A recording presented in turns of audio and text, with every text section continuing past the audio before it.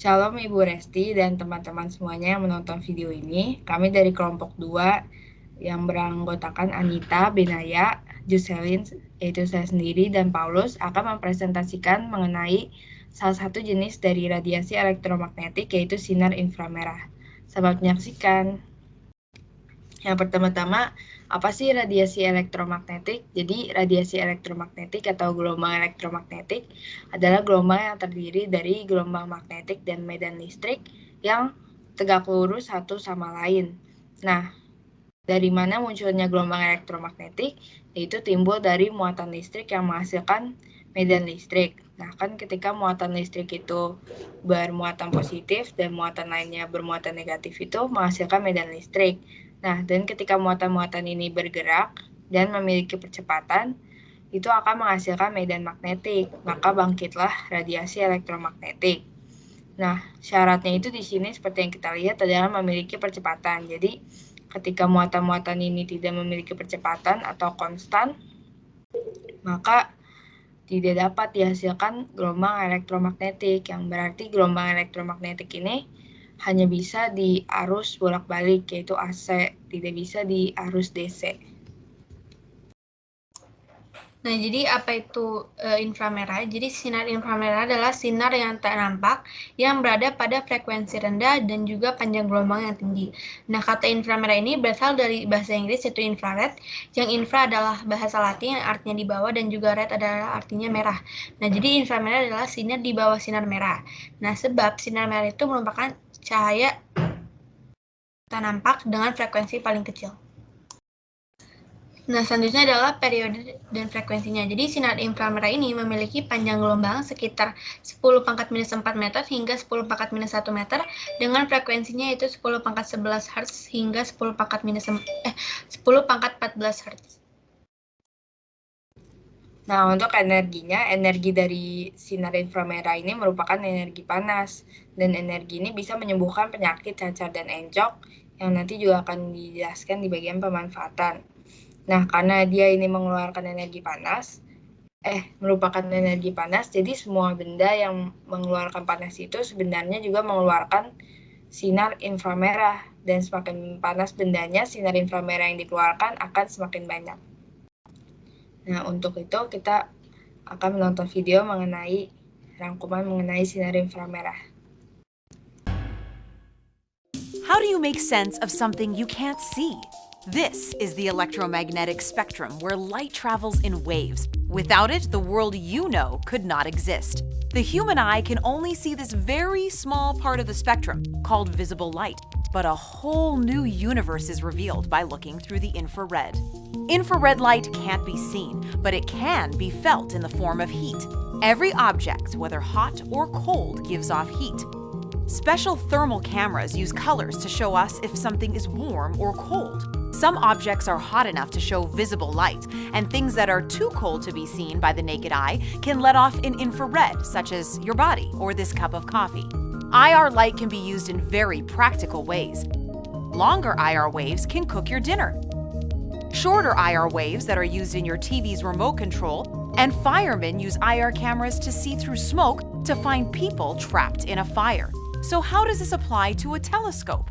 On top of showing us colder objects, infrared wavelengths can see through large amounts of gas and dust, lifting the veil to what lies on the other side. Spitzer sees objects like exoplanets or the Milky Way by looking at their infrared glow from the heat they give off. This gives us the ability to see what is beyond. And that's IR in a minute.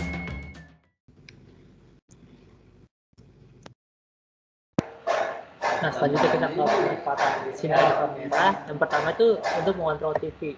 Jadi kalau misalkan dari handphone itu sebelumnya kita harus mengunduh dulu aplikasinya, dan setelah kita mengunduh kita arahkan sensornya itu ke perangkat TV-nya itu. Setelah kita arahkan, kita bisa mengikuti langkah-langkah selanjutnya yang telah ditetapkan di aplikasi tersebut. Saat sensor diarahkan itu keluar sinar inframerah yang menyambungkan antara handphone tersebut dengan televisi. Selanjutnya ada juga untuk pendukung pendeteksi wajah. Seperti yang kita tahu, kalau di handphone itu misalkan untuk unlock aplikasi atau unlock HP, kita bisa menggunakan fitur ini. Cuman dengan handphone kita menangkap kita. Jadi di fitur ini tuh nanti handphone akan menangkap beberapa titik wajah dan titik panas itu. Jadi walaupun digunakan saat cahayanya gelap atau gimana, tetap tertangkap karena yang digunakan di sini sinar inframerah yang menangkap energi panas. Jadi bisa bekerja di saat terang ataupun gelap. Ada juga untuk teleskop inframerah luar angkasa.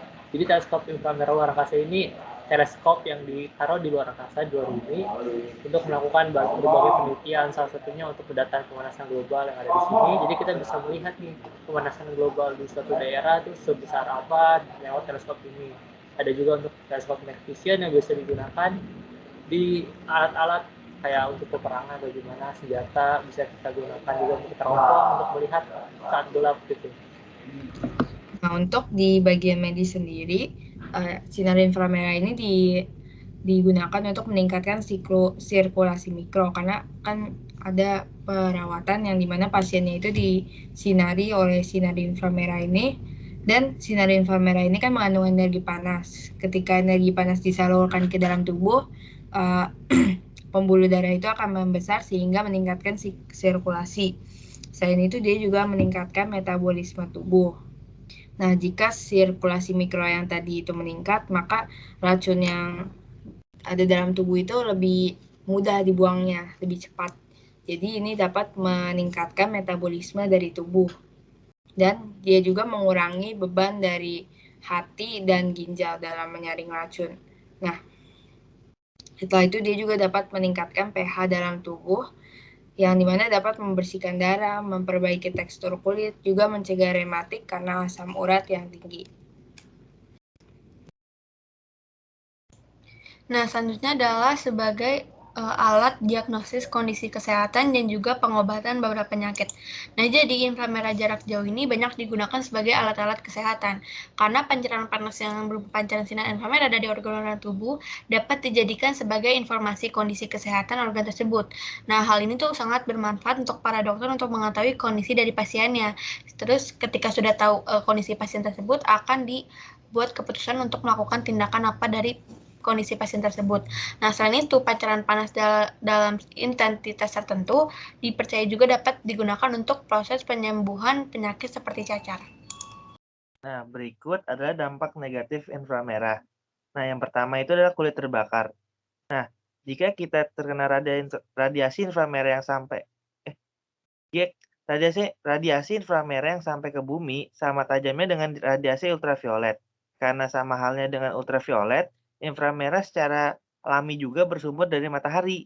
Nah, efek buruknya adalah panas atau rasa terbakar pada permukaan kulit.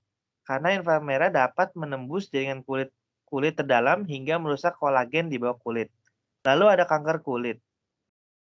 Nah, jadi dari radiasi inframerah ini dapat mengakibatkan kanker kulit juga. Nah, lalu ada kerusakan retina.